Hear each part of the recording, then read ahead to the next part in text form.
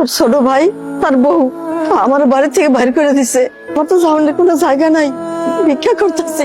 আমি নাকি তোর ভাইয়ের কাছে বুঝা হয়ে গেছি, তোর ভাইয়ের শ্বশুর শাশুড়ি তারা বেড়াতে আইছে।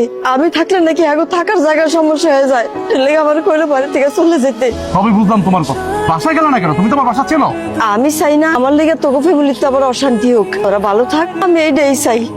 আমার নিয়ে কোনো চিন্তা করিস না বাজার।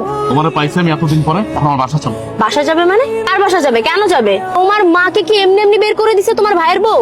নিশ্চয়ই কিছু করছে, আর নাহলে অকারণ তোকে বের করে দেয় না। আর তুমি কিভাবে মনে করলা যে একটা অকর্মা ঢেকিকে আমি আমার বাসায় নিয়ে উঠাবো? কোনোদিনও না। তোমার ছোট ভাইয়ের বউ যেহেতু রাখতে পারেনি, আমি কেন রাখবো? কখনোই না। আমার মা আমার বাসা যাবে, তোমার সমস্যা কি? আমি তো বুঝলাম না। আমার সমস্যা আছে। তোমার মায়ের গেটআপ দেখো, অবস্থা দেখো। আমাদের বাসায় আমার বাবা থাকে, আমার বাবার সামনে যদি তোমার মাকে নেই তো আমি কি বলবো তাকে যে কেন হুট করে এইভাবে ফকিন্নি ভিক্ষুক অবস্থায় নিয়ে আসছি? তখন এক্সপ্লেইন করবো আমার বাবার সামনে যে তোমার ছোট ভাই আর ছোট ভাইয়ের বউ তোমার মাকে ঘর ধাক্কা দিয়ে বের করে দিছে আর তুমি নিয়ে আশ্রয় দিছো। কিভাবে শ্বশুরের সামনে কথা বলবা? আমার বাবা যতদিন আমার বাসায় আছে, তোমার মা কেন, তোমার কোনো আত্মীয় স্বজন আমি নিবো না। তুমি আমার মাকে ভিক্ষুক বললা? ভিক্ষুককে ভিক্ষুক বলবো না তো কি বলবো? ম্যাম সাহেব বলবো? সে আমার মা, সে আমাকে গর্বে ধারণ করছে।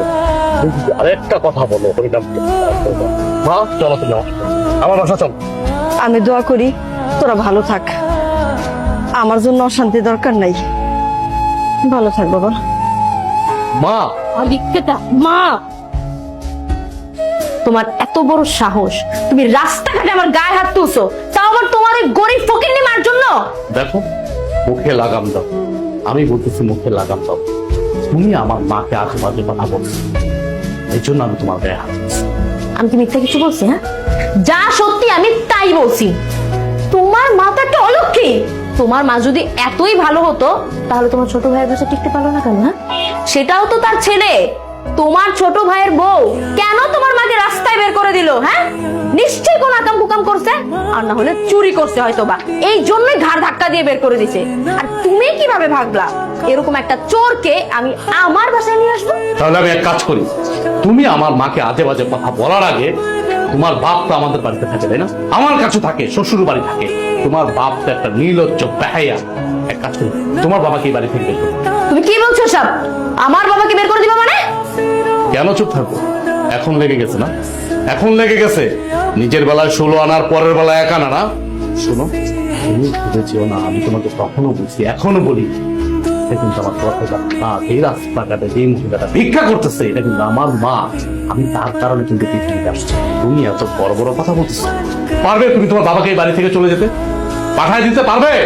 তুমি যেমন পারবে না, ঠিক আমিও তেমন পারবো না। আমার মা রাস্তায় ভিক্ষা করতেছে, আমি এটা দেখবো? পৃথিবীর কোনো পুরুষ পোলা এটা দেখবে তাকায় তাকায়া? তার মাকে অবশ্যই বাসায় নিয়ে আসবে। তোমার মা তোমাকে জন্ম দিলেও আমার বাবা কিন্তু তোমার মায়ের থেকেও বড় দায়িত্ব পালন করেছে। হ্যাঁ, ওই ছোটবেলা থেকে সন্তানকে বড় করা এটা আহামরি কোনো বিষয় না, কিন্তু তোমাকে কিন্তু আমার বাবা চাকরি দিয়েছিল, যার কারণে তুমি এখন পর্যন্ত এই শহরে টিকে আছো। গ্রাম থেকে উঠে আসছিলা, ভুলে গেছো তুমি? আমার বাবাকে যদি তুমি এই বাড়ি থেকে বের করে দেওয়ার কথা বলো তাহলে ওটা হলো তোমার অকৃতজ্ঞতা, বুঝতে পারছো?